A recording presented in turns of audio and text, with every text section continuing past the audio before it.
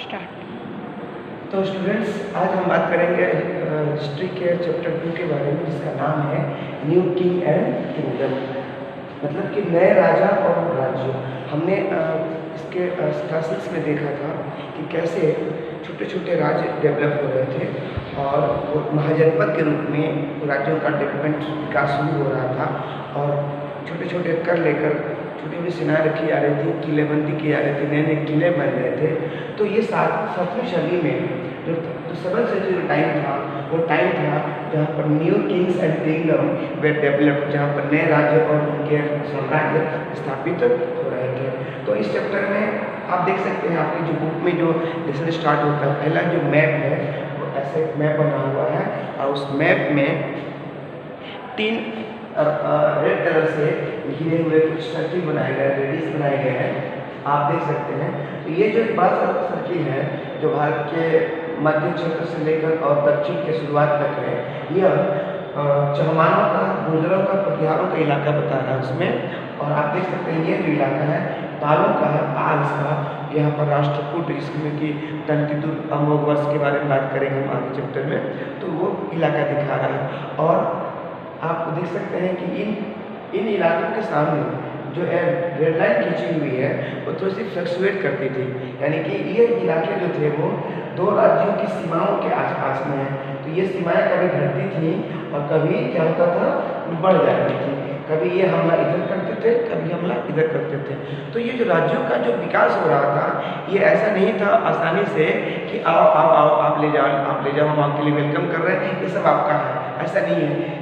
ये इन सीमावर्ती क्षेत्रों पर जो बाउंड्री मार्क्स एरिया थे, वहाँ पर निरंतर इसके लिए स्ट्रगल करना पड़ता था, राजाओं का आपस में युद्ध करने पड़ते थे, तब जाके कोई साम्राज्य स्थापित हो पाता था। तो हम बात करते हैं इस लेसन में कि कैसे नई डायनेस्टी डेवलप हो रही थी 7वीं सदी में, सेंचुरी में। तो डायनेस्टी डेवलप कैसे होती है, तो हम इस बात को ऐसे समझ सकते हैं कि आपने देखा होगा कि जवाहरलाल नेहरू, इंदिरा गांधी, राजीव गांधी, एक तरह से एक लोकतांत्रिक राजवंश की बात कर सकते हैं कि ये 3 लोग एक ही फैमिली के शासक बने भारत प्रधानमंत्री के रूप में। हम पीछे जाते हैं तो आपने देखा होगा कि बाबर, हुमायूं, अकबर, जहांगीर, शाहजहां, औरंगजेब। तो यह एक ही फैमिली से, जब सिमिलर फैमिली के, एक ही फैमिली के कई सारे शासक उत्तरवर्ती, यानी कि हॉरिजॉन्टली, मतलब उत्तरवर्ती शासन करते हैं हायरार्की में, तो वो शासन एक राजवंश के रूप में माना जाता है, एक डायनेस्टी यानी कि राजवंश के रूप में वो स्थापित हो जाता है।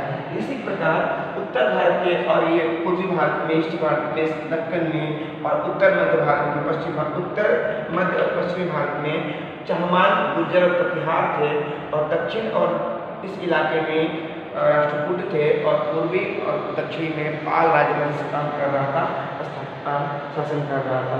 तो how the make dynasties, how, और कैसे शासन, कैसे राज्य बनते थे, हमको इस चैप्टर में पढ़ना है।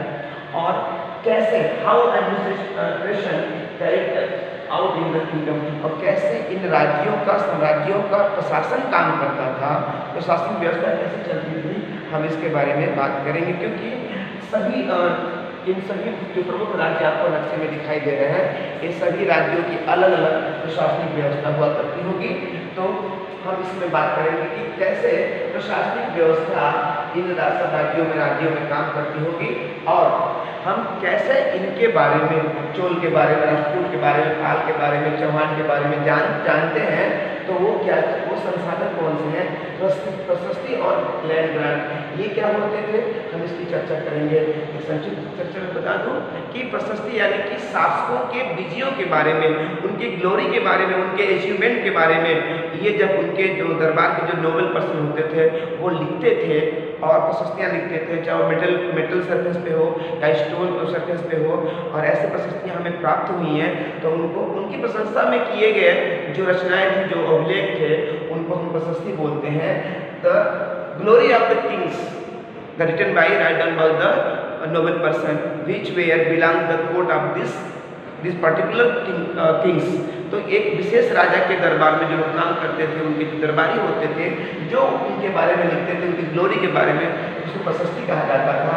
और लैंड ग्रांट, बहुत सारे शासकों ने अपने ऐसे नोबेल पर्सन को जो लोग उनकी प्रशंसा करते थे, प्रशंसा में गीत और कविताएं, पोएम और सॉन्ग लिखते थे, राइट करते थे, क्रिएट करते थे, उनको वो लोग लैंड ग्रांट करते थे, भूमि अनुदान करते थे। और बड़े बड़े ब्राह्मण विद्वानों को, कवियों को ये शासक अपनी प्रशंसा में किए गए जो रचनाएं थी उसको प्रसन्न होकर वो उनको लैंड ग्रांट करते थे। तो ऐसे लैंड ग्रांट के बारे से भी हमें उन राजाओं के बारे में, उनके टाइम की जो घटनाएं थी, हम उनके बारे में जान पाते हैं। उसके बाद हम बात करते हैं वारफेयर की।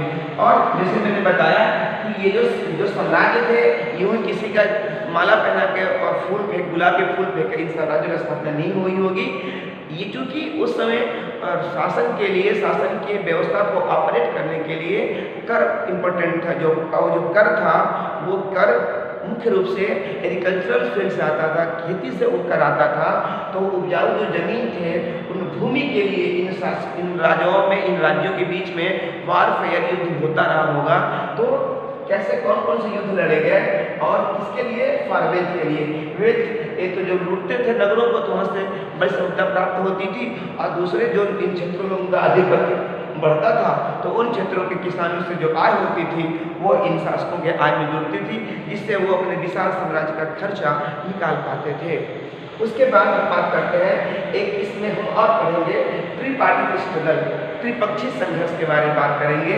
तो राष्ट्रकूटों के, पालों के और गुर्जरों के, प्रतिहारों के कन्नौज को लेकर एक बहुत लंबा सा युद्ध हुआ। कन्नौज जो कि जो स्थान पूर्व काल में, प्राचीन काल में मगध का था, वही स्थान इस मध्य पूर्व काल में कन्नौज का था। तो कन्नौज एक तरह से भारत सत्ता का केंद्र बन गया था। तो कन्नौज पे कब्जा करने के लिए एक बहुत लंबी लड़ाई, जो कि कई पीढ़ियों ने आपस में लड़ाई लड़ी, उसको कहते हैं त्रिपार्टी स्ट्रगल, त्रिपक्षीय संघर्ष, जिसमें पाल, राष्ट्रकूट और गुर्जर प्रतिहार शासकों ने भाग लिया था। अब हम बात करेंगे एक स्टडी करेंगे एक खास राज्य व्यवस्था के बारे में, जिसको हम कहते हैं चोल राज्य व्यवस्था, चोल वंश, जो कि दक्षिण का एक प्रभावशाली शासन वंश था।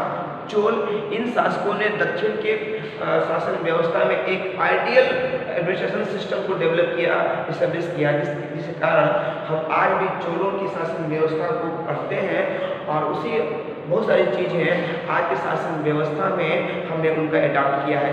तो चोलों के बारे में पढ़ेंगे, तो उनका जो साम्राज्य था कहाँ से कहाँ तक था, कैसे डेवलप हुआ, टेम्पल्स उन्होंने कैसे बनाए, और उनके राज्य व्यवस्था में एग्रीकल्चर और इरिगेशन, चूँकि मैंने बताया कि राज्य के प्रशासनिक कार्यों को और पूरी व्यवस्था को रन करने के लिए, रनिंग ऑपरेट करने के लिए कृषि से होने वाली आय बहुत महत्वपूर्ण थी। तो चोल शासकों ने कृषि को डेवलप करने के लिए तमाम सारे प्रबंध किए, नदियों पर बांध बनाए, और उन बांधों से नहरों का कैनाल डेवलप किया, और वहाँ पर कुओं को डेवलप किया, जिससे कि इरिगेशन हुआ। इरिगेशन जो मीन्स थे, जो टूल्स थे ऑफ इरिगेशन थे, वो डेवलप हुए, तब जाते एग्रीकल्चर में इंक्रीज, जो प्रोडक्शन था एग्रीकल्चर का वो इंक्रीज हुआ, और जिससे कि इन शासकों को अपने शासन क्षेत्र में टेम्पल्स, बड़े बड़े किले और सारे विकास करने के मौके मिले। और उनका एडमिनिस्ट्रेशन कैसा था, यानी गांव से लेकर और केंद्र में जबकि राजा होता था, शासन व्यवस्था के केंद्र में शासक राजा होता था, उसकी सहायता के तमाम सारी समितियाँ होती थी, और ये समितियाँ टॉप टू बॉटम, यानी कि यहाँ पर विलेज है, यहाँ पर कैपिटल सिटी, तो ये कैपिटल सिटी और यहाँ पे विलेज टॉप टू बॉटम काम करती थी। तो कैसे ये प्रशासन व्यवस्था काम करती थी, इसके बारे में हम इस लेसन में पढ़ेंगे।